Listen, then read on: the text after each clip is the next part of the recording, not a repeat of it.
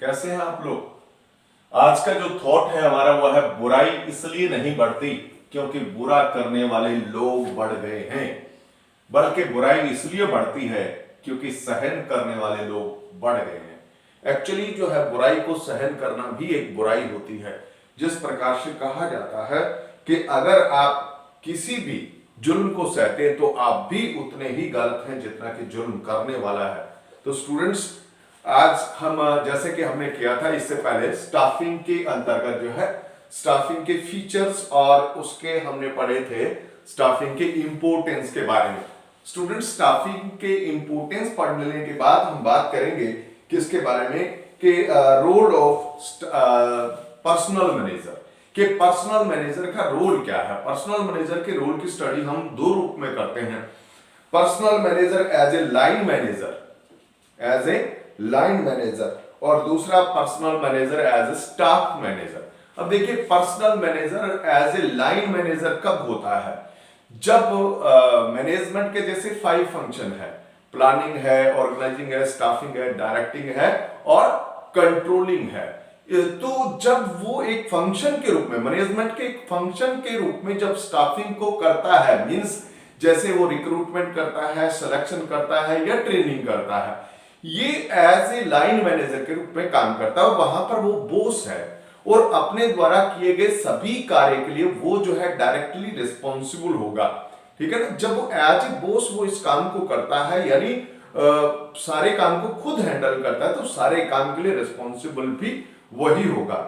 लेकिन जैसे अगर मैं बात कहूं कि जब एज ए स्टाफ मैनेजर वो काम करता है, स्टाफ मैनेजर के रूप में जब वो काम करता है, तो सारे जो डिपार्टमेंट होते हैं, जैसे प्रोडक्शन डिपार्टमेंट होता है, आपका फाइनेंस डिपार्टमेंट होता है, या आपका जो है परचेज डिपार्टमेंट होता है, या मार्केटिंग डिपार्टमेंट होता है, इससे संबंधित स्टाफ की जो भी प्रॉब्लम होती है उसके बारे में वो बाकी मैनेजर से डिस्कस करता है और उनको कहता भी है और स्टाफ की प्रॉब्लम को सुनता भी है, तो उस और उनकी प्रॉब्लम जो है उनको बताता भी है। तो उस टाइम वो जो है एज ए स्टाफ मैनेजर बात कर रहा है और उस समय वो अपने किसी कार्य के लिए इस दौरान जो कार्य करता है वो उसके लिए वो रिस्पॉन्सिबल नहीं होगा। तो जो आपका ये पर्सनल मैनेजर है, इसके दो रोल है, एक एज ए लाइन मैनेजर और एज ए स्टाफ मैनेजर। तो स्टूडेंट्स, इसको भी आपने जो है स्टडी करना है। इसके बाद हमारा जो मेन टॉपिक आता हुआ है स्टाफिंग प्रोसेस। प्रोसेस का मतलब आप समझते हो कि स्टाफिंग जो करते हैं उसके अंदर क्या क्या स्टेप्स है, यानी स्टाफिंग किस तरह से किया जाता है। देखिए, स्टाफिंग के स्टेप्स हम पढ़ेंगे। स्टाफिंग करने के लिए आपको क्या करना होगा? सबसे पहले आपको एस्टिमेशन करना होगा किसका? मैन पावर का, कि आपको मैन पावर की कितनी रिक्वायरमेंट है आपके ऑर्गेनाइजेशन के अंदर।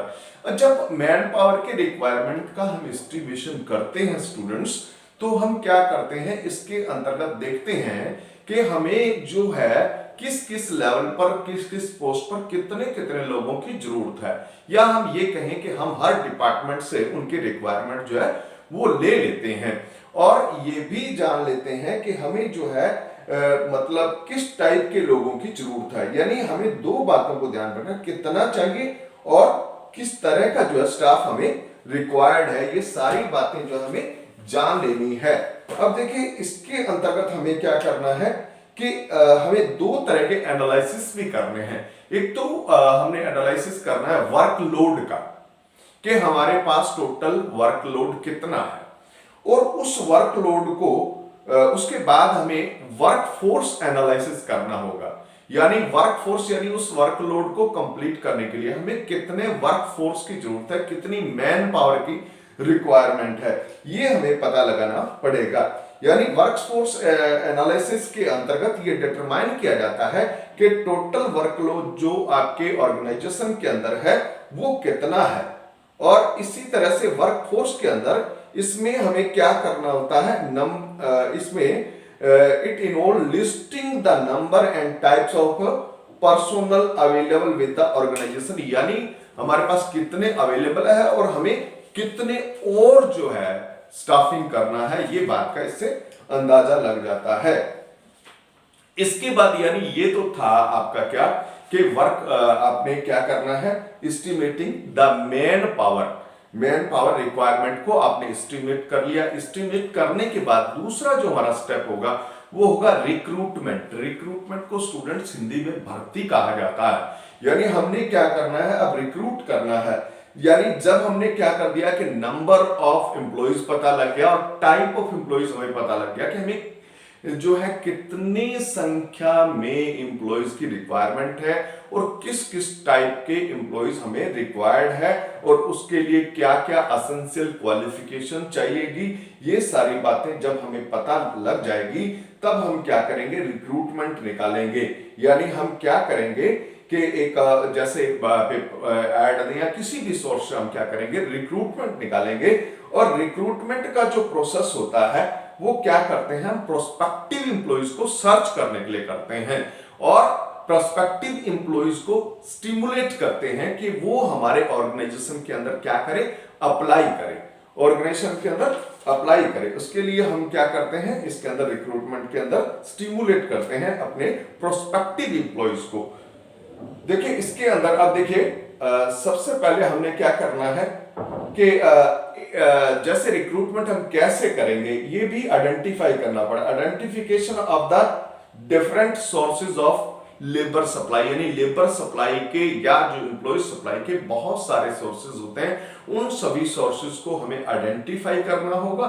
आइडेंटिफाई करने के बाद हमें क्या करना होगा, इवेल्युएटिंग, उसके बाद उन सोर्सेज को इवेल्युएट करना होगा कि हमारे लिए उनमें से कौन सा सोर्स जो है वो बेटर रहेगा।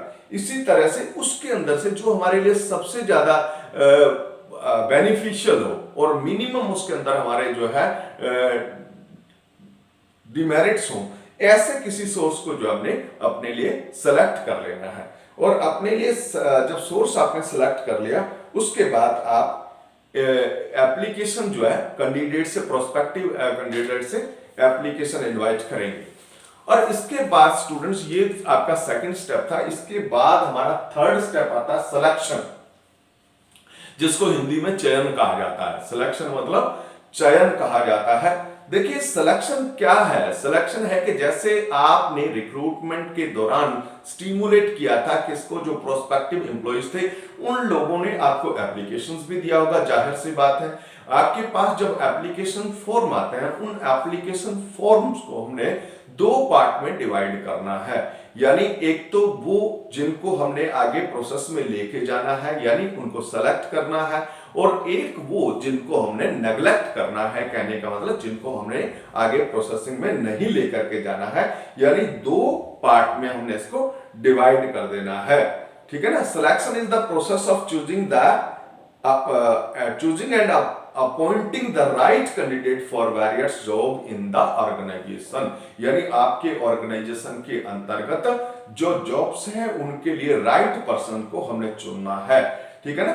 और ये भी बात का ध्यान रखना है कि क्या आपको एबल कैंडिडेट यानी एबिलिटी वाइज कैंडिडेट का सिलेक्शन करना है। और सिलेक्शन जो है ऐसे ही नहीं कर लेना है, क्योंकि इसके ऊपर बहुत कुछ निर्भर करता है। क्योंकि अगर हमारे पास एक भी पर्सन अगर रॉन्ग चुना जाता है तो हमारे लिए ये एक प्रॉब्लम क्रिएट कर सकता है, ठीक है ना। तो देखिए अब सिलेक्शन के प्रोसेस को कंप्लीट करने के लिए कई तरह के टेस्ट भी लिए जाते हैं, यानी बहुत सारे टेस्ट जो कंडक्ट किए जाते हैं। Applicants who cross all the hurdles, यानी जो इन टेस्ट्स को क्लियर करते हैं उनको जो है आगे जॉब ऑफर किया जाता है, उनको फिर जॉब ऑफर किया जाता है। अब देखिए सिलेक्शन के ऑब्जेक्टिव क्या होते हैं। सिलेक्शन के मेन ऑब्जेक्टिव दो होते हैं। पहला, to select the best among the available, जो हमारे पास एप्लीकेशन फॉर्म आते हैं उनमें से बेस्ट को चुनना जो है सिलेक्शन का हमारा ऑब्जेक्टिव है। और दूसरा, to make selected candidate realise that how seriously things are done in the organisation, उनको रियलाइज भी करवाना है कि इस ऑर्गेनाइजेशन के अंदर किस तरह से जो है कोई भी कार्रवाई वो की जाती है, कितनी शिद्दत के साथ की जाती है, ये बातें जो है उनको रियलाइज करवाना है। इसके बाद जैसे कि हमने पहला पॉइंट आपका पढ़ा था कि हमने एस्टिमेट करना था रिक्वायरमेंट को, और दूसरा हमने पढ़ा रिक्रूटमेंट, तीसरा हमारा हो गया सिलेक्शन, और चौथा स्टेप इसके अंतर्गत आ जाता है आपका placement and orientation. Placement and orientation. अब देखिए क्या कर देता है, जब हमने सिलेक्शन कर दिया तो हमने क्या करना है, ड्यूटी असाइन करनी है किसको, जो कैंडिडेट आपने सुटेबल कैंडिडेट चुने हैं उन कैंडिडेट्स को हमने जॉब असाइन करना है, ठीक है ना। अब देखिए प्लेसमेंट में हम क्या करते हैं, राइट पर्सन को राइट जॉब पर लेकर के जाते हैं, राइट पर्सन को राइट जॉब पर लेकर के जाते हैं और उसकी ये भी ध्यान रखते हैं उसकी एबिलिटी और उसकी कैपेबिलिटी को भी ध्यान में रखा जाता है, ठीक है ना। और इसके बाद जब आपने क्या कर दिया, उसको जॉब ऑफर कर दिया, जब उसको असाइन कर दिया ड्यूटी, उसके बाद ओरिएंटेशन किया जाता है। क्या किया जाता है, ओरिएंटेशन। ओरिएंटेशन का मतलब होता है कि इंट्रोड्यूस करवाना किसको, न्यू एम्प्लॉइज को, जो आपके ऑलरेडी एग्जिस्टिंग एम्प्लॉइज हैं उनके साथ इंट्रोड्यूस करना। जैसे कौन उसका बॉस है, कौन उसके सबऑर्डिनेट है, ये सारी बातें जो उसको ये बतानी है, ठीक है ना।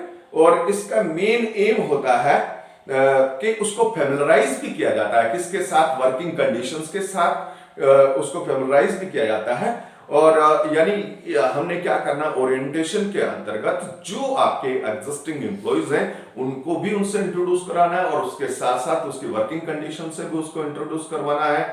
और इसके बाद नंबर 5 स्टेप आता है। 5 स्टेप में नंबर 5 जो स्टेप है उसमें ट्रेनिंग एंड डेवलपमेंट।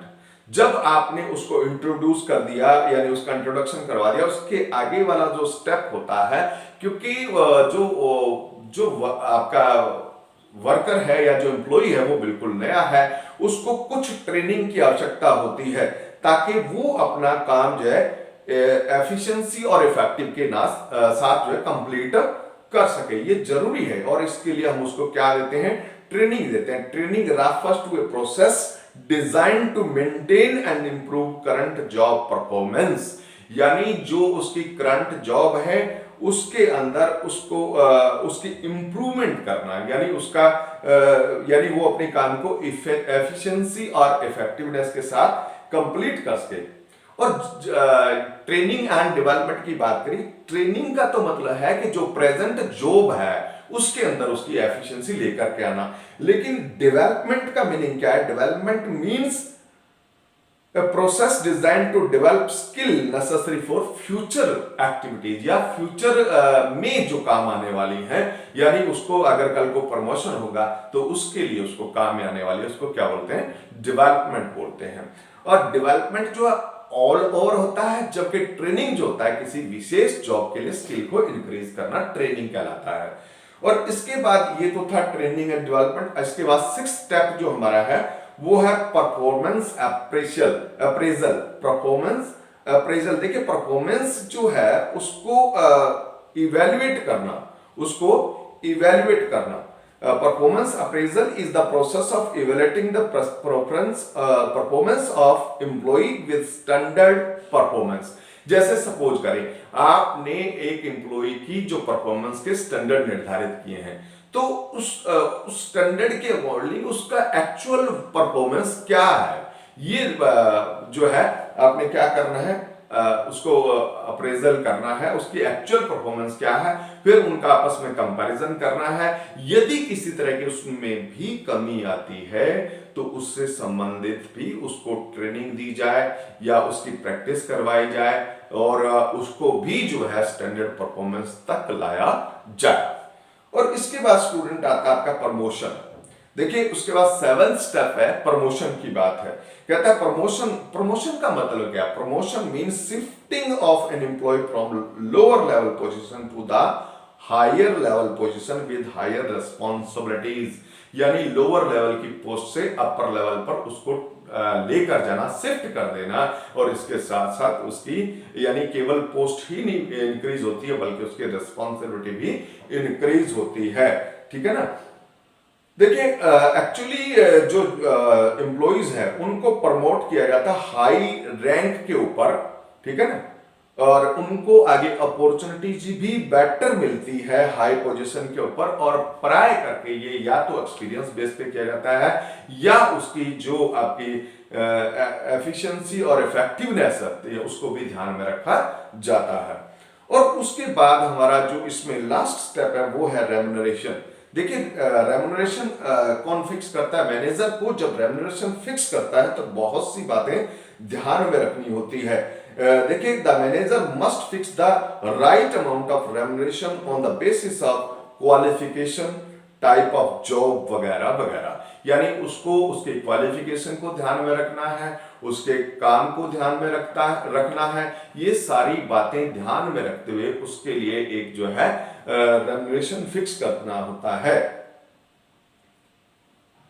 और ये भी बात ध्यान देना है कि एक एम्प्लॉइज को जो है एक फेयर रेम्युनरेशन जरूर मिलना चाहिए ताकि वो अपनी जॉब से क्या रहे, सेटिस्फाइड रहे। अगर फेयर रेम्युनरेशन नहीं दिया जाएगा तो वो जॉब से सेटिस्फाई नहीं होगा और सही ढंग से काम भी नहीं करेगा और मौका मिलते ही वो किसी और ऑर्गेनाइजेशन में भी जा सकता है। ठीक है ना। और जो रेम्युनरेशन है ये may be paid in the form of wages, salary, fees, perks like medical facility, insurance वगैरह वगैरह। It will be ideal if incentives are provided for better performance।